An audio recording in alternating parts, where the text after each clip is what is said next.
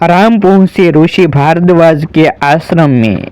जब निषाद राज गुह वापस गंगा के उस पार चले गए, तब राम ने लक्ष्मण से कहा, हे सौमित्र, अब हम सामने के फैले हुए इस निर्जन वन में प्रवेश करेंगे। यह भी हो सकता है कि हमें इस वन में हमें अनेक प्रकार की भयंकर स्थितियों और उपद्रवों का सामना करना पड़े।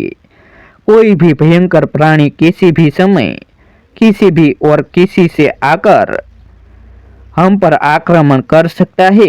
अतः तुम सबसे आगे चलो, तुम्हारे पीछे सीता चलेंगी और सबसे पीछे तुम दोनों की रक्षा करते हुए मैं रहूंगा। अच्छी तरह से समझ लो कि यहाँ हम लोग को आत्मनिर्भर होकर स्वयं ही एक दूसरे का बचाव करना पड़ेगा। राम की आज्ञा के अनुसार लक्ष्मण धनुष बाण संभाले हुए आगे आगे चलने लगे तथा उनके पीछे सीता और राम उनका अनुसरण करने लगे। वन के भीतर चलते चलते ये तीनों वत्स देश में पहुंचे। यह विचार करके कि कोमलांगी सीता इस कठोर यात्रा से अत्यधिक क्लांत हो गई होगी, वे विश्राम करने के लिए एक वृक्ष के नीचे रुक गए। संध्या हो जाने पर उन्होंने संध्योपासना आदि कर्मों से निवृत्ति पाकर वहां उपलब्ध अन्य पदार्थों से अपनी क्षुधा मिटाई। शनि शनि रात्रि गहराने लगी।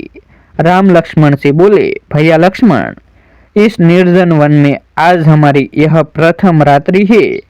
जानकी की रक्षा का दायित्व हम दोनों भाइयों पर ही है, इसलिए तुम सिंह की भांति निर्भय एवं सतर्क रहना।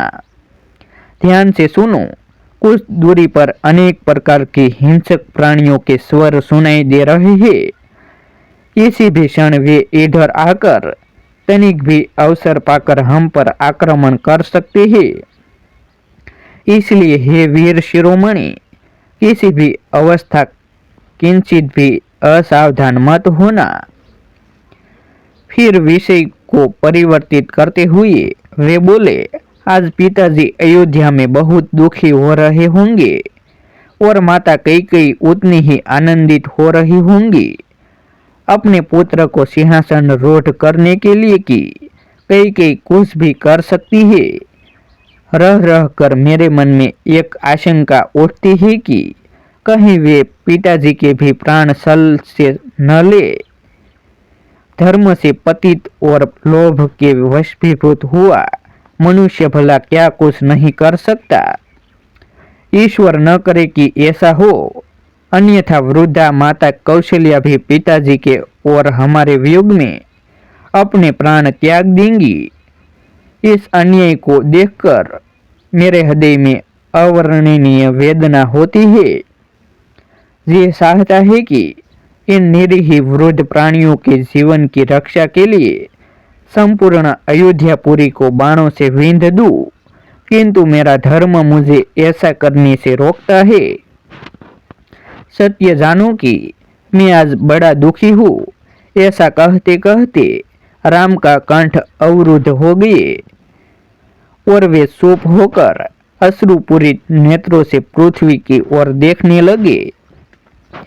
जब लक्ष्मण ने राम को इस प्रकार दुख से संपन्न होते देखा तो उन्होंने धैर्य बंधाते हुए कहा, हे आर्य, इस प्रकार शोक विहल होगा आपको शोभा नहीं देता। आपको दुखी देखकर भाभी को भी दुख होगा।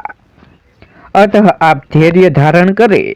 बड़े से बड़े संकट में भी आपने धैर्य का संबल कभी नहीं छोड़ा, फिर आज इस प्रकार अधीर क्यों हो रहे हो? उचित तो यही है कि हम काल की गति को देखें, परखें और उसके अनुसार ही कार्य करें। मुझे विश्वास है कि वनवास की यह अवधि निष्कंटक समाप्त हो जाएंगी और उसके पश्चात हम कुशलतापूर्वक वापस अयोध्या लौटकर सुख शांति का जीवन व्यतीत करेंगे। तृणों की शैया पर लेटे हुए राम के निद्रामग्न हो जाने पर लक्ष्मण संपूर्ण रात्रि निर्भय होकर धनुष्य बाण संभाले राम और सीता के रक्षार्थ पहरा देते रहे। रात्रि व्यतीत होने पर सूर्योदय से पूर्व ही राम, लक्ष्मण और सीता ने संध्या वंदनादि से निवृत्ति होकर त्रिवेणी संगम की ओर प्रस्थान किया। मार्ग में लक्ष्मण ने कुछ वृक्षों के स्वादिष्ट फलों तोड़कर राम और सीता को दिया तथा स्वयं भी उनसे अपनी क्षुधा शांत की। संध्या होते होते वे गंगा और यमुना के संगम पर पहुंच गए। कुछ देर तक संगम के रमणीक दृश्य को देखने के बाद राम बोले, लक्ष्मण, आज की इस यात्रा ने हमें महातीर्थ प्रयागराज के निकट पहुंचा दिया है। हवन कुंड से उठती हुई यह धूम्र रेखाएं ऐसी प्रतीत हो रही है कि मानो अग्निदेव की पताका फहरा रही हो। हवन के इस धुएं की स्वास्थ्यवर्धक सुगंधि से संपूर्ण वायुमंडल आपूरित हो रहा है। मुझे ऐसा प्रतीत होता है कि हम महर्षि भारद्वाज के आश्रम के आसपास पहुंच चुके हैं। संगम की उस पवित्र स्थली में गंगा और यमुना दोनों ही नदियां कलकल नाद करती हुई प्रवाहित हो रही थी। निकट ही महर्षि भारद्वाज का आश्रम था। आश्रम के भीतर पहुंचकर राम ने भारद्वाज मुनि का अभिवादन किया और कहा, हे महामुनि, अयोध्यापति महाराज दशरथ के पुत्र राम और लक्ष्मण आपको सादर प्रणाम करते हैं। भगवान, पिता की आज्ञा से मैं 14 वर्ष पर्यंत वन में निवास करने आया हूँ।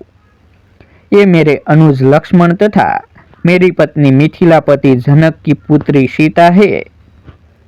उनका हार्दिक सत्कार करने तथा बैठने के लिए आसन देने के पश्चात मुनि भारद्वाज ने उनके स्नान आदि की व्यवस्था की और उनके भोजन के लिए अनेक प्रकार के फल दिए।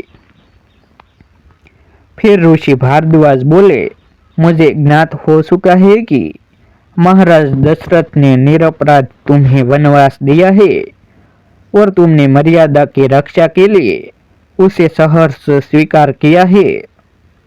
तुम लोग 14 वर्ष तक मेरे इसी आश्रम में निश्चिंत होकर रह सकते हो।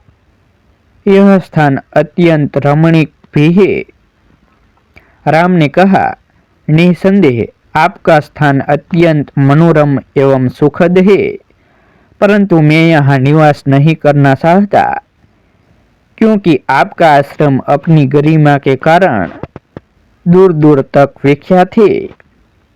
मेरे यहाँ निवास करने की सूचना अवश्य ही अयोध्या वासियों को मिल जाएंगी और उनको यह तांता लग जाएगा। इस प्रकार हमारे तपस्वी धर्म में बाधा पड़ेगी।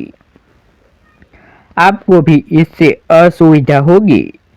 अतः एवं आप कृपा करके हमें कोई अन्य स्थान के विषय में बताइए जो एकांत में हो और जहाँ सीता का मन भी लगा रहे। राम के तर्कयुक्त वचनों को सुनकर ऋषि भारद्वाज ने कहा, यदि तुम्हारा ऐसा ही विचार है तो तुम चित्रकूट में जाकर निवास कर सकती हो, जो कि यहाँ से 10 कोस की दूरी पर है और उस पर्वत पर अनेक ऋषि मुनि तथा तपस्वी अपनी कुटिया बनाकर तपस्या करते हैं।